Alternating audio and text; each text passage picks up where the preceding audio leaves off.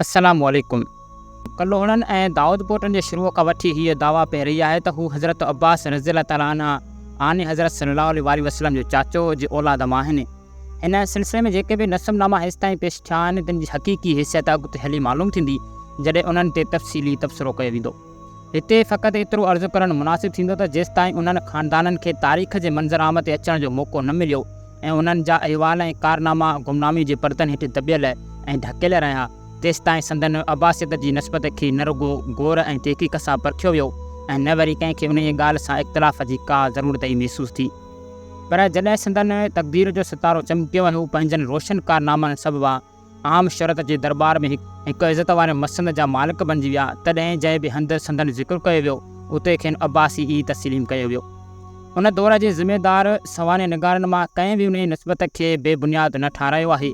आम मशहूरी ऐं मोरखनि जे उन क़िस्म जी क़बूलियत ऐं इतराफ़त जे तवातर खे बहरहाल असुल दावा जी दुरुस्त हुजण जो ई हिकु वक़्त वारो दलील सम्झो वेंदो। पोइ भले त पेश कयल सिजरनि में केतिरियूं खामियूं दाख़िल थियूं जेकियूं हुजनि। कलोड़ा ऐं दाऊद पोटा जेकॾहिं हज़रत अब्बास जे औलाद मां न बि हुजनि हा ऐं हू उहो ई साॻिया कारनामा करे वञनि हा जेके हिननि पंहिंजे दौर में कया त पोइ बि तारीख़ जी नज़र में खेनि इहो ई दर्जो हासिलु हुजे हा जेको अॼु हासिलु आहे। उन जे अबतर जेकॾहिं हू कंहिं सारा जोगी अमल ऐं इख़लाक़ जा मालिक न बणिजनि हा त ठलो अब्बासियत जो ख़ानदानी एज़ाज़ खेनि को बि फ़ाइदो रसाए न सघे हा। संदन अज़मत का फ़क़ति अब्बासी हुजण जे बुनियाद ते कान्हे पर हू पंहिंजनि हक़ीक़ी कारनामनि सबबा सुरख़ुरू थिया। अब्बासी नस्ल जा फ़र्द अॼु बि दुनिया में लखनि जी तइदाद में हूंदा पर तारीख़ खे फ़क़ति उन्हनि अब्बासियनि सां वास्तो रहियो जेके अमल जे मुख़्तलिफ़ दारनि में पंहिंजे बुलंद किरदार सबबनि मुमताज़ ऐं कामयाबु थिया। नसब उन जे बारे में कंहिं बि तरह सोधमंद कोन्हे। हज़रत सुलेमान खां जॾहिं संदन नसब पुछियो वियो तॾहिं फ़रमाए सलमान बिन इस्लाम। नादिर शाह ईरानी खां पिणु इहो ई सुवालु पुछियो वियो त हिन जवाबु ॾिनो नादिर शाह इब्न शमशीर। हीउ को रुगो लतीफ़ो कोन हो पर असुल हक़ीक़त ॾांहुं रहनुमाई हुई। भलाई ऐं बुराई बाबति फ़ैसिले जो दारोमदार को इंसान जे मास ऐं चमड़ी जे बूते ते कोन्हे बल्कि उन जे अमल इख़लाक़ किरदार ऐं सीरियत ते आहे। तंहिं हूंदे बि अमल ऐं किरदार जी बरतरीअ सां गॾोगॾु जेकॾहिं ख़ानदानी फज़ीलत बि हासिलु आहे त इहा वधीक शरफ़ जो सबबु बणिजे थी।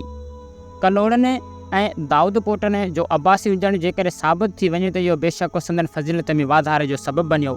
उन करे जो संदन सोणनि अमलनि गॾु खेनि नस्ब जे बुलंदी बेनसीब थी या ईअं ई चइजे त 900 सालनि खां पोइ हिन ख़ानदान जे फ़र्दनि हारून ऐं मामून जो नालो वरी नए सिर ज़िंदा कयो ऐं पंहिंजनि बुज़ुर्गनि जी फज़ीलतनि मां फैज़ वठी पाण खे उन्हनि जे अमलनि जी आईने बनाइण जी बुनियाद ते हिननि पंहिंजे निस्ब ते जाइज़ फ़िक्र करण जो सामान कठो कयो।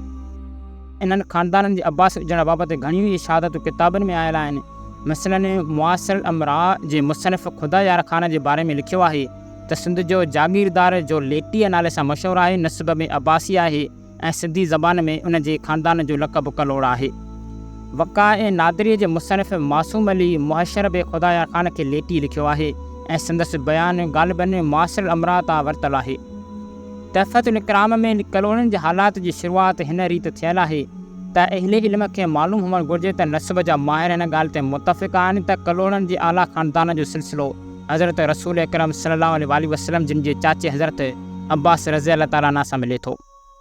उन खां पोइ ख़ान बहादुर ख़ुदादा ख़ान लुब तारीख़ सिंध में तहफ़तुल इकराम जे मथे ज़िक्र कयल कौल जी तस्दीक़ कई आहे ऐं मिर्ज़ा कली जी बेग जी किताब मां इक़्तिबास पेश करण जी ज़रूरत कान्हे छाकाणि त मिर्ज़ा साहिब जे पंहिंजे बयान मुताबिक़ कलोड़नि जे बारे में पाण जेकी कुझु लिखियो आहे तंहिंजा शुरूआती बाब तहफ़तुल इकराम जो ई तर्जुमो आहिनि।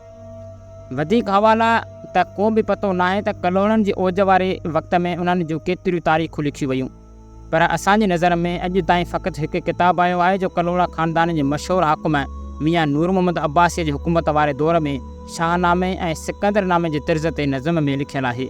इहो किताबु बाग़ अली ख़ाइफ़ जो नाम नग़ज़ आहे। हिन जा शेर तमामु मामूली आहिनि। इहो बि हिन ख़ानदान जो अब्बासी हुजण जो दावेदार आहे। उन खां पोइ मीर अज़ीमुद्दीन ठटवी मीर फ़तेह अली ख़ान टालपुर जे फ़रमाइश ते फ़तेह नामो लिखियो हो। टालपुरनि कलोड़नि खां हुकूमत फुरी हुई जंहिं ज़माने में फ़तेह नामो लिखियो वियो। कलोड़नि जी हुकूमत सिफ़ा हस्तियत हमेशह लाइ मिटिजी चुकी हुई ऐं इहो ख़्याल बि नथो अचे सघिजे त उन ई ज़माने में को सवाने निगार कलोड़नि जे अहिड़ियुनि फज़ीलतनि खे गॾु करण जी तरफ़ माइल थी सघे थो जिन जी साबितीअ लाइ अॻे को बि सामान कठो थियलु कोन हो। ज़ाहिरी तरह हर शख़्स जो लाड़ो हीउ थी सघियो आहे त कलोड़नि जी बरतरीअ में हर मुमकिन तरह घटिताई अचे या उन जा मुख़्तलिफ़ पहलू ज़्यादा नुमाया ऐं रोशन थियण न ॾिना वञनि। पर कलोड़नि जे अब्बासी हुजण जो मसइलो एतिरे क़दुरु मुस्लिम ऐं मुस्तंद हो जो फ़तेहनामे में जंहिं बि हंधि उन जो ज़िक्र आयो आहे उते खेनि अब्बास ई लिखियो वियो आहे। उनखां पोइ अनंतराम मुख़लिस मुग़लनि जी आख़िरी हुकूमत वारे दौर में गैर मुस्लिम शाइरनि ऐं अदीबनि में निहायत मुमताज़ हो। हू सौदरीअ जो वेठल हो ऐं ज़ात जो ख़तरी हो। मोहम्मद शाह जे फ़ौजी जर्नल एतमादुल दौला कमरुद्दीन ख़ान वज़ीर मालिक जो वकील हो। साल 1751 ईस्वी में वफ़ात कयईं। कलोड़ा शुरूआत में मुग़ल सल्तनत सां वाबस्ता हुआ, उन करे संदन नुमाइंदा या सफ़ीर मुस्तक़िल तौरु दिल्लीअ में रहंदा हुआ ऐं वज़ीरुल मालिक सां ज़्यादा रब्त ऐं ज़ब्त पैदा करण जो बहितरीन ज़रियो इहो ई थी सघियो त उन जे वकील सां गहरा तालुकात पैदा कया वञनि। मियां नूर मोहम्मद कलोड़ जंहिंजो ख़िताबु ख़ुदा यार ख़ान साबित जंग हो, अनंतराम मुख़लिस सां बाक़ाइदे ख़तो किताबत जो सिलसिलो क़ाइमु रखंदो आहियो। मुख़लिस साहिब जे कलमी ख़तनि में हिकु ख़त मियां साहिब जे नाले मौजूदु आहे जंहिंजो उनवान आहे बख़ुदा यार ख़ान साबित जंग अब्बासी। अच्छा, कुल 8 शहादतूं आहिनि जिन मां 5 इन दौर जूं आहिनि। किन शहादत जो मुस्तंद हुजनि अलमी हल्कनि में बिला शक तस्लीम कयल आहे। मसलन मुआसिर अमरा फ़तेहनामे जूं शहादतूं हिन बुनियाद ते वधीक तवजह ऐं एतमाद जे लाइक़ु सम्झी वञनि थियूं जो इहे किताब कलोड़नि जे उन्हनि जानशीननि जी सरपरस्तीअ में लिखियो वियो जेके खेनि हुकूमत खां बेदख़ल करण जा ज़िमेदार हुआ।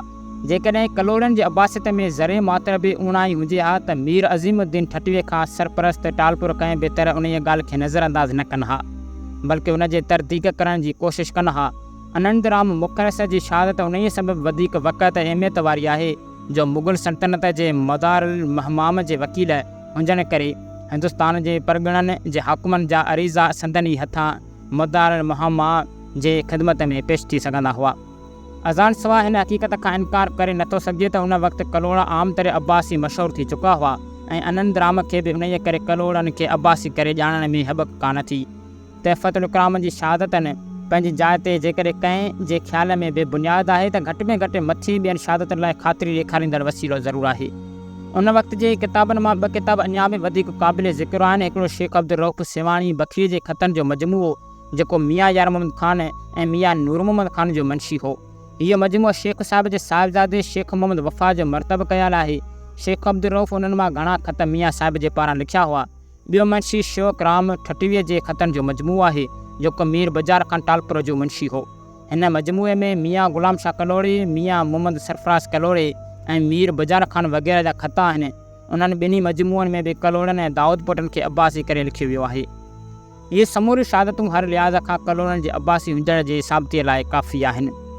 त उमेदु आहे त अॼु जो हीउ वीडियो अवां सॼणनि खे ज़रूरु पसंदि आयो हूंदो। त इनशाला अॻियूं वीडियो दाऊद पुटनि जो तारीख़नि ते बि ठाहींदासीं ऐं इनशाला कलोड़नि जे तारीख़ ते मुकमिल हिकु सीरीज़ खणी ईंदासीं। इनशाला हफ़्ते में 1 या 2 वीडियो उन ते बि अपलोड कंदासीं। त उन लाइ असांजे चैनल खे ज़रूरु सब्सक्राइब कयो ऐं वीडियो खे ज़रूरु लाइक कयो। त मिलंदासीं अहिड़े दिलचस्प हिस्ट्रिकल वीडियो में। तेसिताईं असांखे इजाज़त। अल्लाह हाफ़िज़।